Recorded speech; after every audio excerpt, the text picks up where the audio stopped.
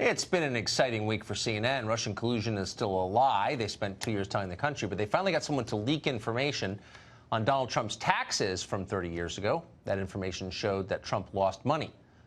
People in the network are excited about this. This is CNN Tonight. I'm Don Lemon. Are you listening? The President of the United States is a fraud and a con man. You were saying he's a sociopath.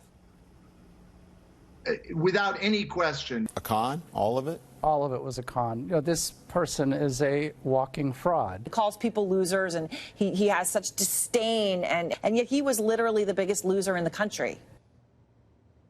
So if you remember the 90s, you might recall that Trump's business problems were a big news story. They were real.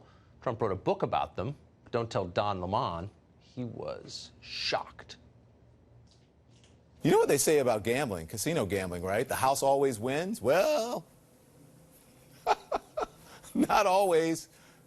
Not if it's a Trump casino. Come on. Who loses money at a casino except for the person gambling, not the owner? Because I'm good enough, smart enough, and doggone, people love me.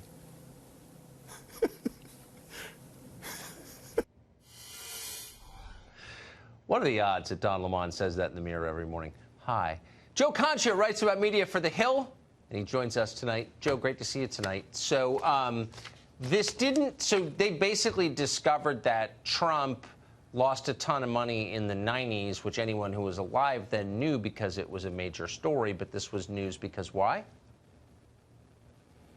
Why? Because it was presented as recycled news. I don't like to use the term fake news, Tucker, but in this case, you could have read Donald Trump's book from 2007, The Art of the Comeback. You could have read any of the New York tabloids. The New York Daily News, New York Post talked about the Trump slump for those years between 1985, 1994. You could have watched The Apprentice, Season 1, Episode 1, the very first segment. Donald Trump literally says on video that he lost billions of dollars, he was billions in debt, and he was able to come back. So to keep all of that out of reporting, if we want to call this even reporting, that is the bias of omission. We've talked about that before, and that is the worst kind of bias, because if you were, say, younger, or you didn't follow Donald Trump, or you live out of the bubble and you're taking care of your kids every day and you're working hard and you come home and you hear this story about Trump losing billions back at that time, and you don't get the other side of the story, which is he was very transparent about it on TV, on books.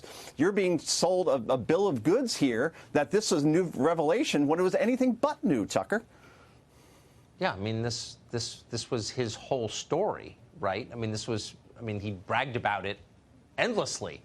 Once was lost, now I'm found. This was his redemption story. Did you hear anybody covering this pause for a moment to say, a little weird that we're looking at private financial information that's supposed to be proprietary? I mean, no one is supposed to have this information. Did anyone say that? Kind of a violation of privacy, no? No. Tucker, no one does, because it's a means to an end, right? I remember I was on your show and we talked about the Access Hollywood tape, and everybody concentrated, and rightly so, the contents of it. But then there was another part of that story, which is how exactly did that tape get out of NBC and into the hands of the Washington Post 2 days before a presidential debate, a major one, 3 weeks before an election? No one bothered to look into that, and no one's going to bother to look into the fact that this was leaked by somebody, confidential information, and it got into the hands of the New York Times, and obviously was spread everywhere. And by the way, and I get that Don Lemon, he's on at night, and there are a lot of opinions at night, but he's still billed as an anchor. And for him to talk that way and act that way, and I've been on Don's show, and he's a great guy in person, but I can never picture Brett Baer or Chris Wallace or Jeff Glor or David Muir ever acting like that, and they're anchors also. So you wonder why CNN struggles, and you want to hear about struggles, Tucker. So in cable news, they rank, obviously, all the shows by ratings. And you got to get down to number 36 out of Fox and MSNBC and CNN, number 36, to find the highest rated CNN show. In other words, the other 35 are the other two networks. So they have to understand they're alienating their viewers by acting like children on the air, but they're not doing it. I don't understand why when the results are so horrible from a business perspective. Because it's a political mission.